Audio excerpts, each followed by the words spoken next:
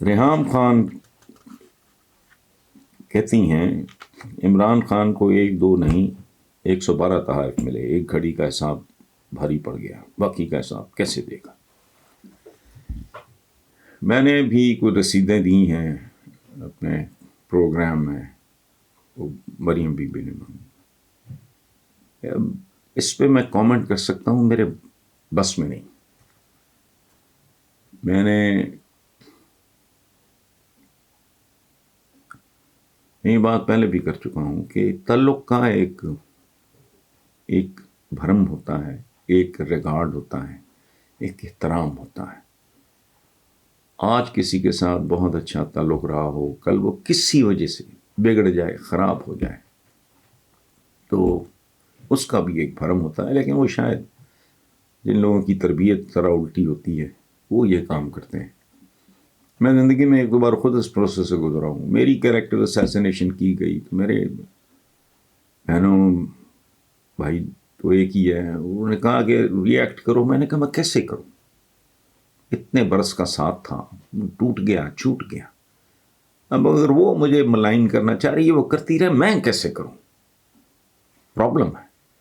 سو اس لیے Reham Khan ex wife ہیں عمران خان کی، عمران خان کے ساتھ میری سلام دعا ہے، اور پرانی ہے، 20 25 سال ہو گئے، جان پہچان ہے ہماری۔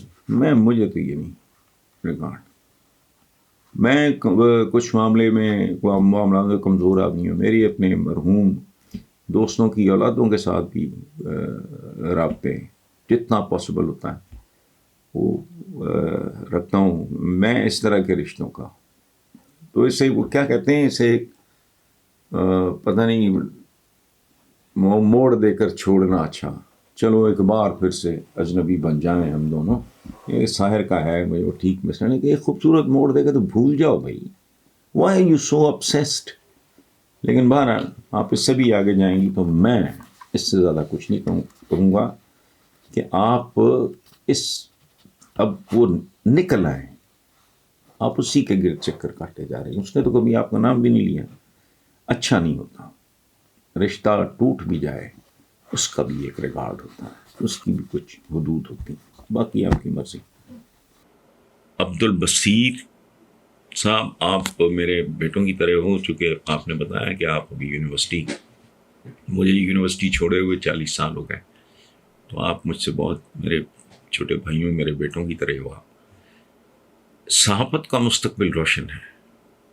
بات کریں صحافیوں کی، ہمیں، میری کمیونٹی یہ ظاہر ہے، کسی بھی صحافی کو کوئی بھی تکلیف ہوگی تو مجھے اس کا روٹین سے زیادہ دکھ ہوگا، لیکن تھوڑی ذمہ داری، تھوڑی اخلاقیات، اس پہ ہمیں توجہ دینی چاہیے۔ میں نے کچھ نہیں دیکھا سوشل میڈیا پہ، میں نے کسی اخبار میں، زیادہ نہیں، میں 1 2 اخباروں میں ذکر ہے میرے پاس، چونکہ سارے اخبار اردو انگریزی کے آتے ہیں۔ انہوں نے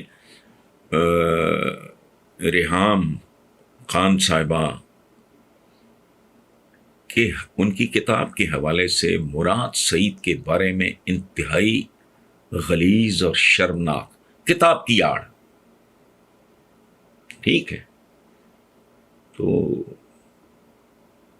وہ جو ہنٹ میں نے دیکھا، اور آج ہمارا جو اپنا پروگرام ہے رپورٹ کارڈ جیو کا، اس میں بات ہوئی، تو اٹس ڈیفیکلٹ ٹو ڈیسائڈ۔ ابھی چونکہ بہت زیادہ گرد ہے اس کیس پہ، انہوں نے فائرنگ کیوں کی، ان کو چاہیے تھا اپنے ملک کے قانون کا احترام کرتے، گرفتاری آرام سے دے دیتے، یہ وہ سارا۔ لیکن وہ کچھ کہہ رہے ہیں، FIA کچھ کہہ رہی ہے، عدالت دیکھتے ہیں کیا کہتی ہے، اور یہ ذرا دھول بیٹھ جائے، گرد بیٹھ جائے، پتہ لگے۔ لیکن ایک بات اس میں کوئی شک نہیں کہ ہم میں سے کسی کو زیب نہیں دیتا کہ کسی کی کردار کشی میں بالواسطہ یا بلا واسطہ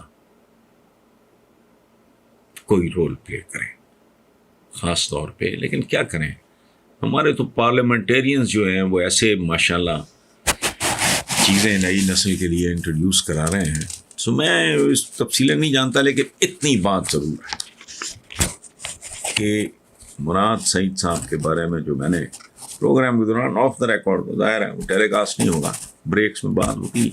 جو گفتگو مراد سعید کے بارے میں کی گئی محترمہ ریحام خان کی کتاب کے حوالے سے، اسے کیے بغیر بھی پروگرام اچھا کیا جا سکتا ہے. آپ یقین کریں کہ میرا اپنا چینل ہے یہ، تو میں نے شاید ہی اتنی سخت زبان کبھی زندگی میں استعمال کی ہو جتنی میں نے شروع میں، ابھی نہیں، اپنے لوگوں کے لیے کہ تم سنسنی خیزی سے باز آؤ.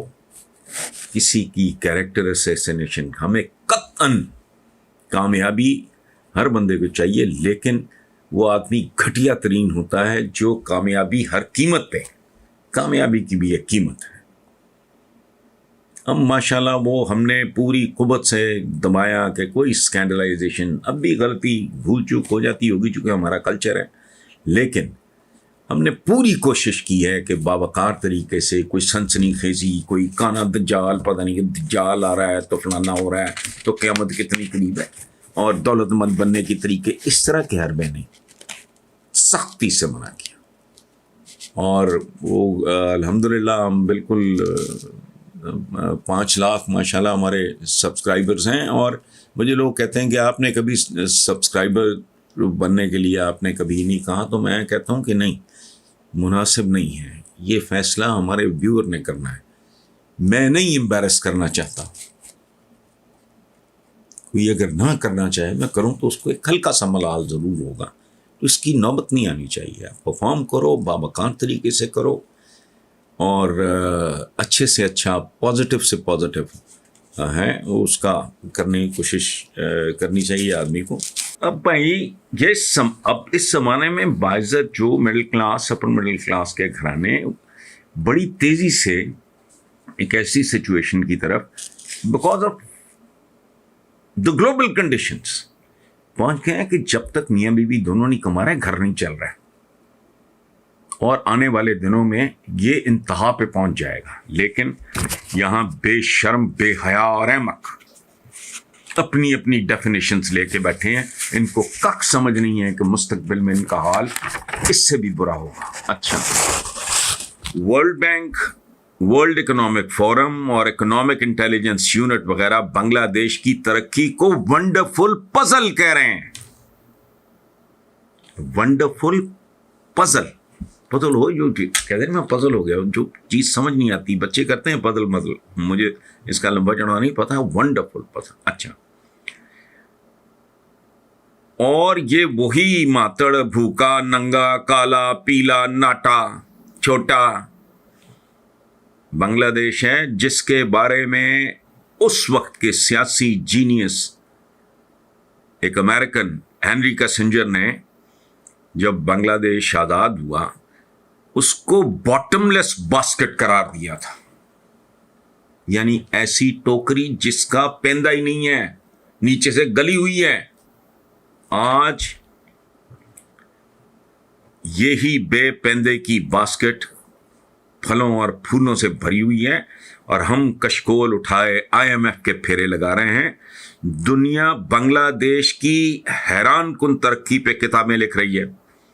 اچھا، ایک کتاب کا نام ہے بنگلہ دیش the test case of development.